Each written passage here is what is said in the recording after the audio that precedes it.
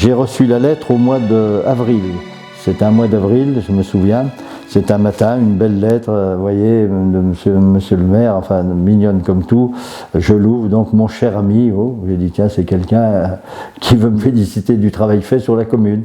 Et puis après, donc en lisant ceci, je suis tombé des nues. Voilà, puis vraiment, elle était vraiment quand même virulente, quoi. Tout est parti de cette fameuse lettre, tout s'est enchaîné. Dans cette lettre, tous les mots étaient quand même durs. Hein. Je risquais de prendre une balle, enfin machin, ceci. Puis m'exigeant de retirer les ralentisseurs à telle date, sinon ceci, cela. Enfin, non, c'était vraiment virulent, quoi.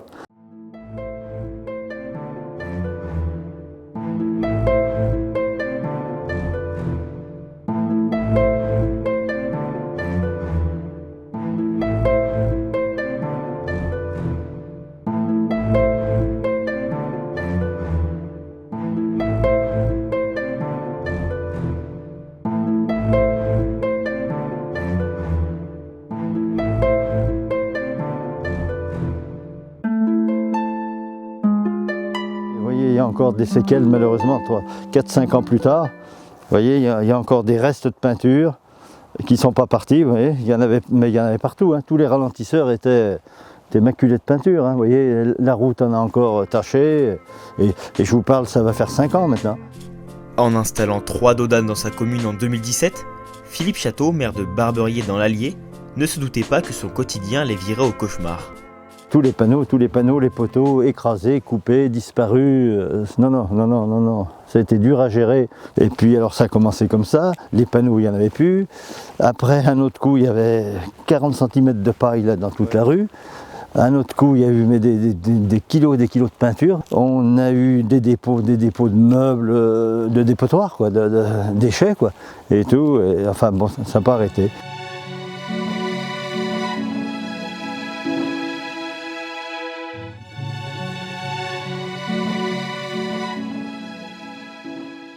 Il y a eu verbalement déjà, moi je me suis fait interpeller plusieurs fois par ces deux gars là et tout là, ils m'ont chopé dans la rue, et machin, bon, t'es un bon à rien, mais, enfin bon, des menaces, des insultes, mais bon, ils essayaient de m'impressionner quoi, mais bon, comme dit l'autre, j'ai tenu le coup, j'ai jamais démissionné, jamais, j'ai dit non, c'est pas eux qui vont commander la commune quand même.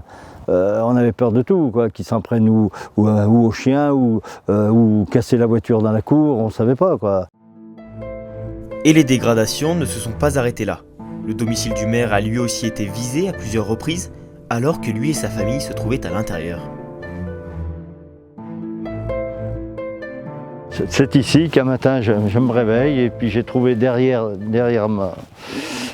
mon grillage, derrière ma clôture, il y avait des gros pneus de tracteur, mais des pneus insoulevables, quoi, des vrais pneus de tracteur, des pneus d'une 4x4, il y en avait une vingtaine. De l'autre côté, j'ai eu des pots de peinture, quarantaine au moins pots de peinture avec les pinceaux. Tous les matins quand je me levais, la première chose à faire, c'était regarder dans mon terrain si j'avais pas autre chose encore de cassé, de détérioré, quoi.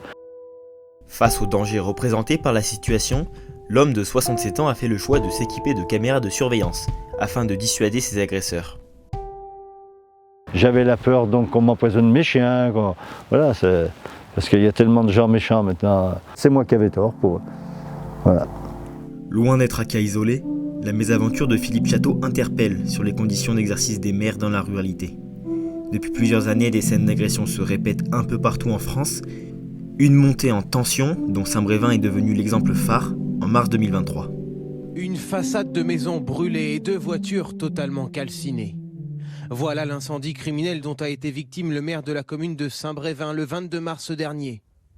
Un acte qu'il qualifie de coup sur la tête. Il a donc décidé de démissionner. En août 2024, une enquête publiée par l'Association des maires ruraux de France dévoile que 31% des élus présentent une forme d'épuisement.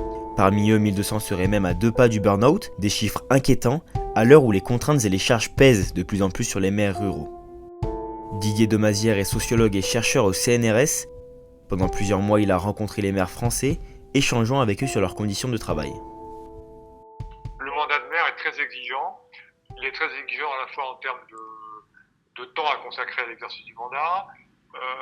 Il est exigeant parce que ça implique de travailler en soirée, le week-end. Ça implique une disponibilité qui est un petit peu permanente. On peut être à tout moment sollicité en tant que maire parce qu'il se passe quelque chose dans la commune. Être maire dans les communes rurales, c'est en fait plus exigeant et plus difficile. Il y a l'emploi en plus, parce qu'il y a moins de moyens et parce que on est étiqueté maire, je dirais, sauf quand on est enfermé chez soi en fait. Mais sinon, on est tout le temps maire en fait. Voilà. Ce que beaucoup de maires nous disent, c'est que ils ne veulent pas exporter dans leur famille les problèmes qu'ils vivent en tant que maire.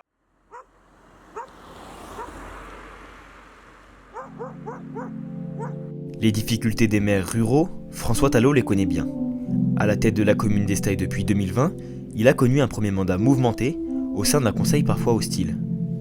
On va aller faire un tour près du pylône là-bas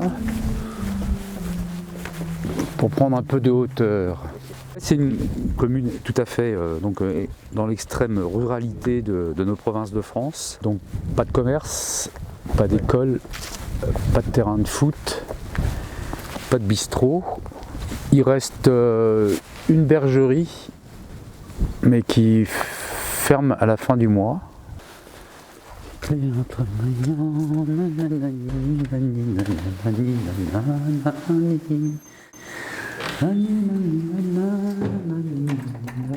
Dans la ruralité, on est un peu tout seul, quoi. Les avis sont vraiment tout de suite très tranchés, quoi. On a du mal à pouvoir réunir paisiblement les gens, à discuter paisiblement. J'ai déjà, moi, fait une main courante à la gendarmerie, parce qu'un de mes conseillers municipaux m'a agressé verbalement. Ouais, il y a une espèce d'irrespect de la fonction, bien sûr, ouais. Après, on le vit personnellement d'une manière ou d'une autre, mais moi, je vis pas mal. Mais j'aurais pu démissionner 20 fois, oui.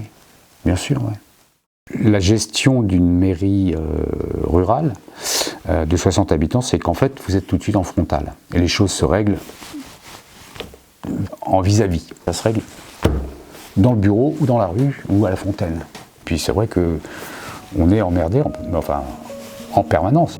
Un métier captivant, mais pas assez épaulé, dans des villages qui parfois ne dépassent pas la centaine d'habitants. Conséquence directe du vacillement du poste de maire, les Auvergnats n'ont jamais autant voté que depuis 2020. À Bressolles, dans l'Allier, c'est jour d'élection pour les habitants suite à la démission du maire sortant. Une étape plus que nécessaire pour la majorité des Bourbonnais qui gardent une très bonne estime de la profession. C'est bon, c'est bon. À voter. Petite signature là, s'il vous plaît. À voter. Ce sont les maires qui gèrent tout dans les campagnes, dans les villes. Ils ont des pouvoirs impressionnants, ils ne sont pas d'ailleurs du tout assez aidés et c'est grâce à eux que la France tourne. C'est beaucoup de responsabilités et beaucoup de temps passé. On a un ami, le maire de Châtel-de-Neuve, qui vient d'arrêter là après 2 mandats et il commençait à être fatigué. Le maire est le représentant de l'État. Il peut aussi jouer le rôle de médiateur. Quand il y a un conflit entre des habitants. C'est, je pense, beaucoup plus compliqué que si vous faisiez de la politique à plus haut niveau, dans la mesure où vous administrez, vous les croisez tous les jours. Dans les petites communes, il y a quand même beaucoup de problèmes à régler.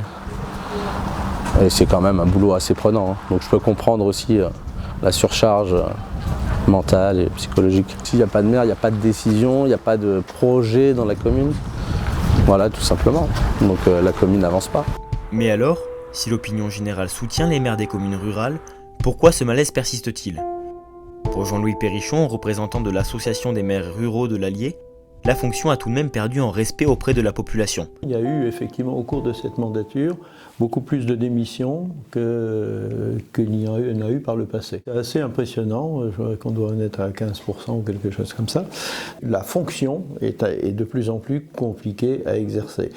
Un maire, il est souvent seul, c'est celui à qui on demande systématiquement de trouver des solutions à tous les problèmes. Encore une fois, les gens sont mécontents, mais avant ils étaient mécontents, ils comprenaient la situation, aujourd'hui ils ne la comprennent pas. Un déclassement accéléré par l'utilisation fréquente des réseaux sociaux, l'une des armes principales pour cibler les maires. et n'hésite pas à dire sur les réseaux sociaux, oh, ben, si ça ne va pas, c'est de la faute du maire en place qui est autoritaire, qui est ceci, cela, alors qu'il ne le connaît même pas. Pour un oui, pour un non, on agresse les gens et on ne se prive pas d'agresser même des élus, même s'ils représentent une autorité.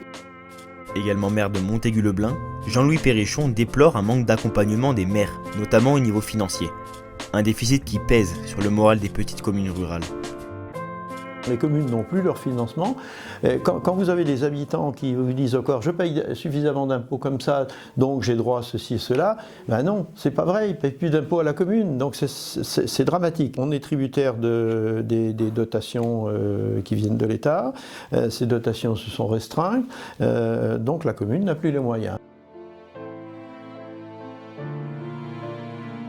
Le statut de maire, autrefois très apprécié, a-t-il perdu de sa valeur aux yeux des Français ? Face aux récents événements, certains ont choisi de réagir. Depuis 2020, des départements comme le Puy-de-Dôme et la Haute-Loire ont mis en place un nouveau protocole pour améliorer les relations des maires avec les tribunaux judiciaires. Ces mesures visent à accélérer les procédures et à soutenir une profession qui cherche toujours à se relancer.